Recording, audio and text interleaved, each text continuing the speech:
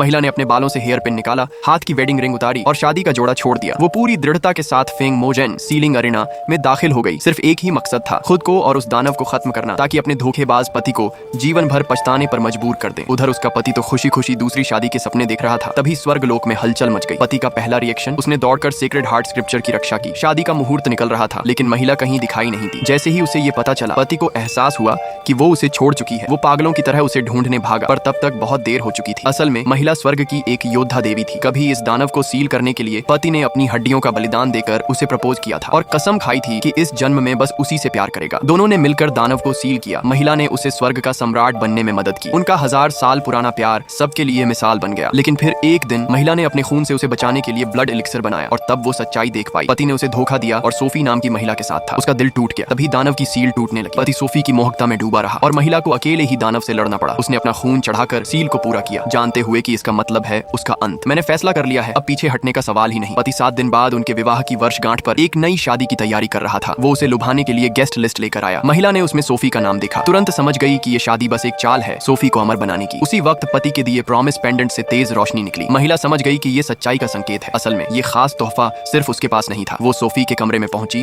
और देखा कि पति ने उसके लिए ब्लड एलिक्सर तैयार किया था। महिला का दिल क्रोध से भर गया। उसने खून की उल्टी की और बेहोश हो गई। जब तक वो होश में आई, पति उसे एक बार भी देखने नहीं आया। वो पूरी तरह टूट चुकी थी। उसने वो बांसुरी तोड़ी जो पति ने दी थी, फिर हेयर पिन भी तोड़ डाली। खुद को चोट पहुंचाकर भी वो पेंडेंट को नष्ट करने पर उतारू हो गई। शादी का दिन आ गया। महिला शांत दिख रही थी, पर भीतर से उसका दिल पूरी तरह मर चुका था। वो मुस्कुराते हुए महल में दाखिल हुई। सभी देवता उपहार लाए। सोफी ने लाल पीले फूल और मेवे लाकर कहा, जल्दी से औलाद हो जाए। महिला का चेहरा गुस्से से तमतमा उठा। सभी जानते थे कि सम्राट और साम्राज्य के कोई संतान नहीं। ये जानबूझकर उसे नीचा दिखाने की साजिश थी। पति ने सोफी का बचाव किया, कहकर कि वो नई है, उसे नियम नहीं पता। महिला ने अपनी नाराजगी छुपाई। वो शादी का तोहफा देने का बहाना बनाकर वहां से निकल गई। मैंने तय कर लिया है, अब ये रिश्ता खत्म। वो सीधा फोंग मोजन पहुंची, हेयर पिन उतारी, कानों के झुमके फेंके, शादी का जोड़ा छोड़ दिया, हाथ में तलवार निकाली और सीलिंग अरेना में कदम रखा। दानव ने उसे देखा और कहा, तुम जैसी योद्धा अब अपने पति पर निर्भर एक कमजोर औरत बन गई हो। क्या यही तुम्हारी औकात है? महिला ने गहरी सांस ली। जब तक मेरी सांसें चलती हैं, मैं तुम्हें सील करूंगी, चाहे मेरी आत्मा ही क्यों न बिखर जाए। उधर पति खुश था। उसे लगा महिला शादी का तोहफा तैयार कर रही है। लेकिन तभी स्वर्ग लोक हिल उठा। सभी घबरा गए। पति दौड़ा महिला को ढूंढने, पर सोफी ने उसे रोका। मैं प्रेग्नेंट हूँ, मुझे डर लग रहा है। पति ने दूसरों को भेजा महिला को ढूंढने। वो कहीं नहीं मिली। तभी खबर आई, फंग मोजन में हलचल है। पति भागा, लेकिन तब तक बहुत देर हो चुकी थी। महिला ने अपनी अंतिम शक्ति से दानव को सील किया। तुम जैसी औरत ने मेरे लिए जान दे दी, तुम पागल हो। महिला मुस्कुराई। प्यार में पागल होना ही सच्चा प्यार है। अब ये कहानी यहीं खत्म। उधर पति के हाथ में टूटा हुआ पेंडेंट था। उसने आसमान की तरफ चीख लगाई, नो! क्या आप इस महिला के फैसले से सहमत हैं? अगर आप उसकी जगह होते तो क्या करते?